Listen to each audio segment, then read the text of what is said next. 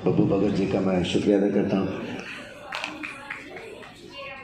और गुरु जी को सादर प्रणाम करता हूँ और शुक्रिया अदा करता हूँ कि वो एक बार फिर से उन्होंने मुझे याद किया। और जितने भी विद्वान जन इस स्टेज पर मौजूद हैं, सबको मेरा प्रणाम, सबको मेरा नमस्कार, सबको सलाम। और आप सब जो यहाँ पे आए हैं,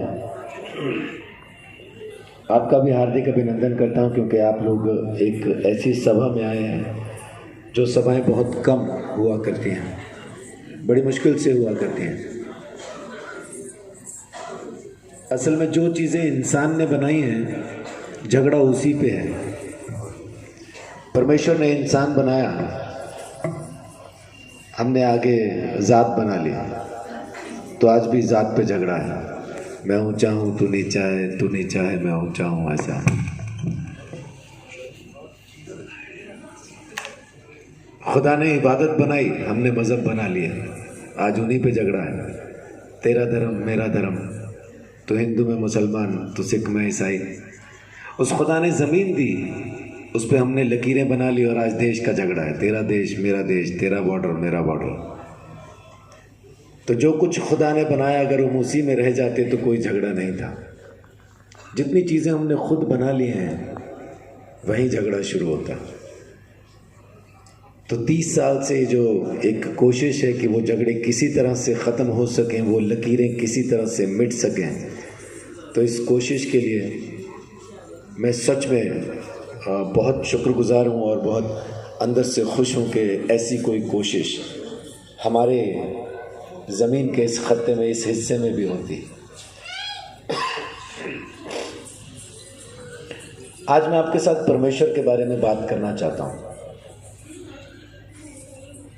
परमेश्वर कौन है, उसकी एक काबिलियत होनी चाहिए, है ना। अगर डॉक्टर कोई है तो उसको एक ख़ास पढ़ाई करना ज़रूरी है।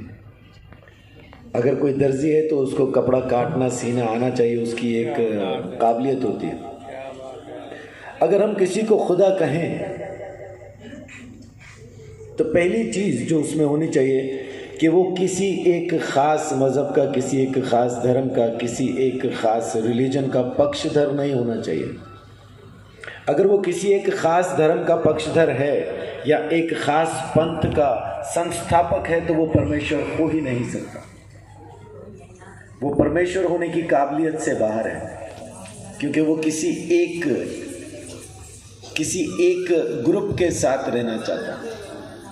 तो परमेश्वर वो नहीं है जो किसी एक ख़ास ग्रुप में रहे, किसी एक ख़ास मज़हब में रहे या किसी एक ख़ास जाति के साथ संबंध रखे। परमेश्वर वो है जिसने ज़मीन बनाई, और परमेश्वर वो है जो कुल कायनात का एकमात्र खुदा है। एक ही परमेश्वर है, कोई 2 4 6 8 10 12 15 नहीं है, एक ही है। हमने अपने मज़हब तो बनाए, हम तो इतने ज़्यादा बुद्धिमान बन गए कि हमने उस खुदा के भी मज़हब बना दिए। देख के पहचान लेते हैं, ये हिंदुओं का है, ये मुसलमानों का है, ये सिखों का है, ये ईसाइयों का है। यानी खुदा की भी जातियाँ, उसके भी धर्म बना दिया हमने। ये हिंदुओं का है जी, ये सिखों का है जी, ये ईसाइयों का है, ये मुसलमानों का है। क्या सच में ऐसा परमेश्वर है?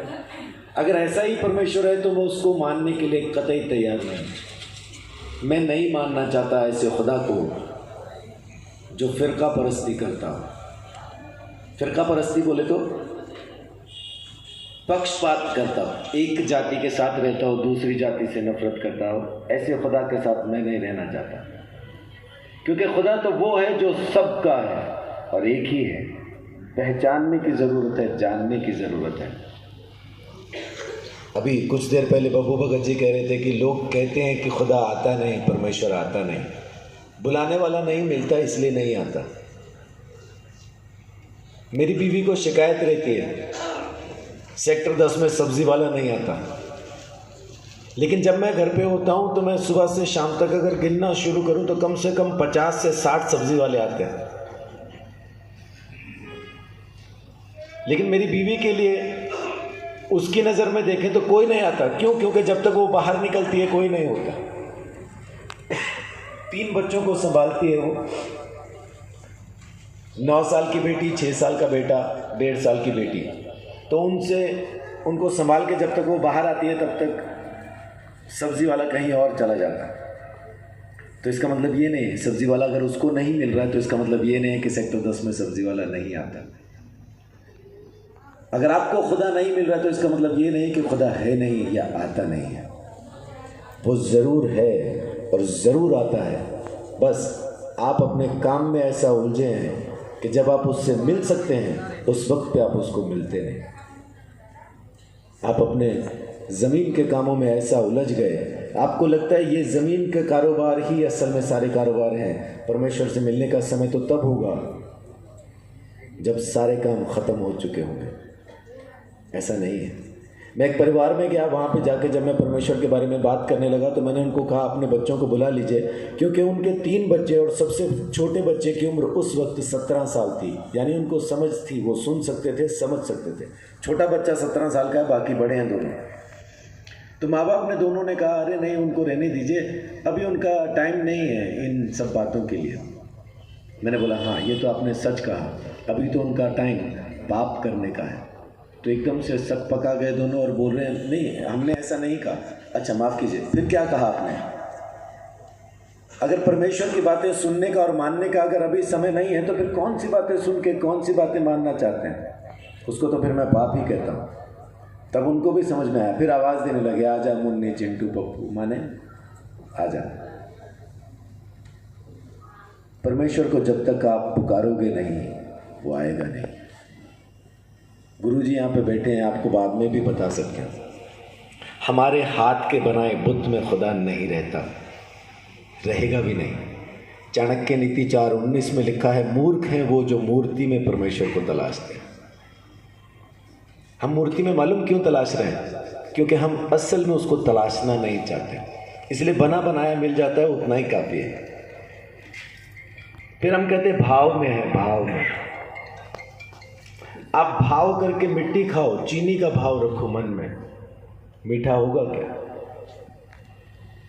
जो चीज़ जैसी है वो वैसी ही रहनी है।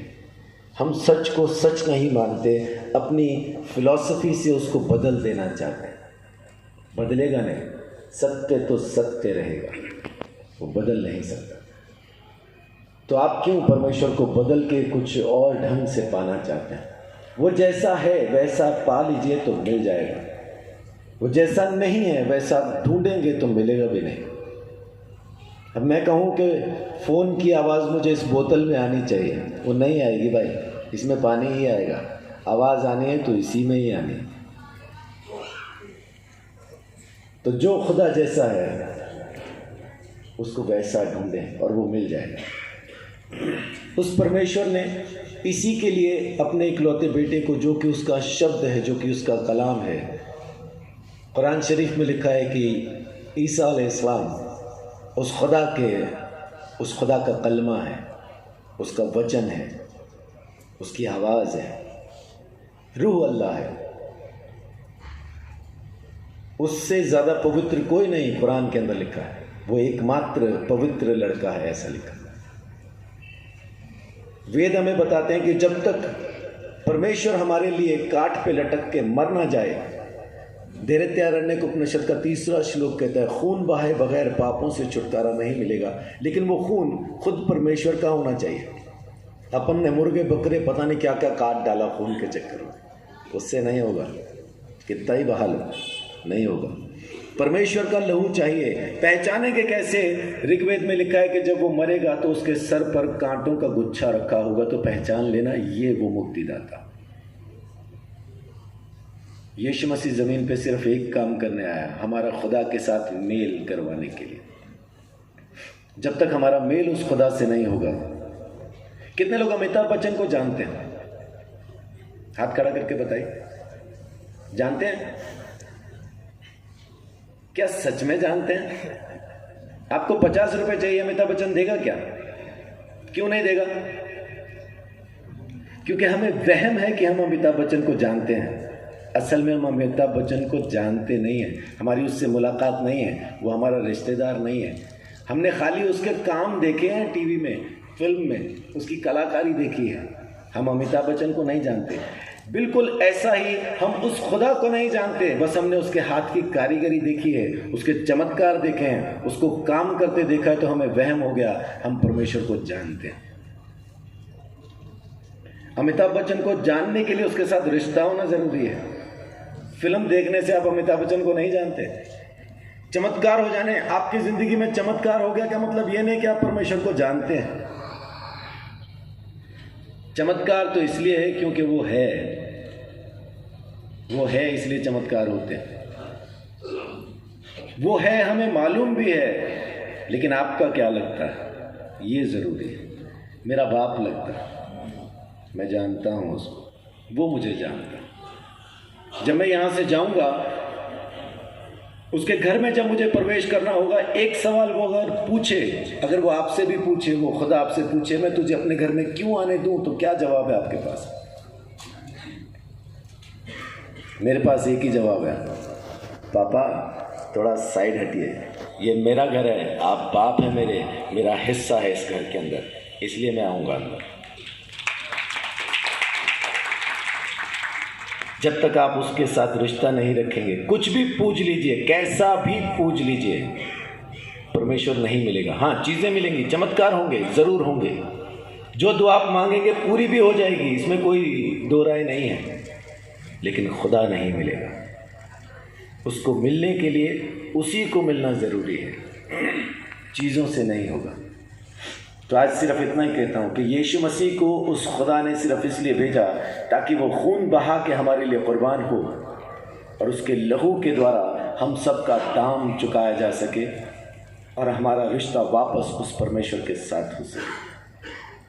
कितने लोगों को शरीर में दर्द था जब मैंने बोलना शुरू किया? है कोई ऐसा जिसके शरीर में दर्द था? सब अच्छे हैं, सब तंदुरुस्त हैं। अरे अपने लिए ताली बजाइए भाई। ज़मीन पे ऐसी टुकड़ी मुझे बड़ी मुश्किल से मिलती है जहाँ कोई बीमारी नहीं है ना, सब तंदुरुस्त हैं। लेकिन अगर आप में से किसी के शरीर में दर्द था तो महसूस करके बताइए अब है क्या, क्योंकि जहाँ खुदा की बात हो वहाँ दर्द रह नहीं सकता, वहाँ बीमारी रह नहीं सकती। चमत्कार अपने आप होते हैं, क्योंकि परमेश्वर की मौजूदगी में चमत्कार यूं ही होते हैं। उसके लिए आपको ख़ास कोई तपस्या की ज़रूरत नहीं पड़ती, बस एक ही चीज़ लगती है और उसका नाम है खुदा। सो इतना ही कह के मैं आपके इस समय से विराम लेता हूँ, अपनी बात को यहाँ ख़त्म करता हूँ। लेकिन निवेदन ये करता हूँ, मेरी बात को यहाँ छोड़ के नहीं जाना, बाद में टेंट वाला झाड़ू से इकट्ठी नहीं करे प्लीज़, है ना। मेरी ये बात अपने साथ ले जाना कि उस खुदा के साथ रिश्ता बनाइए। आपको खुदा की ज़रूरत है, किसी और की ज़रूरत नहीं है। परमेश्वर आप सबको बहुत आशीष बड़ी बख्शे। जीव चौधरी जी,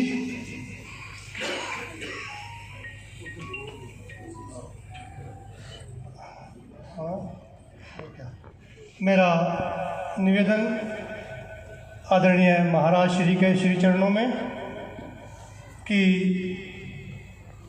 पास्टर जी को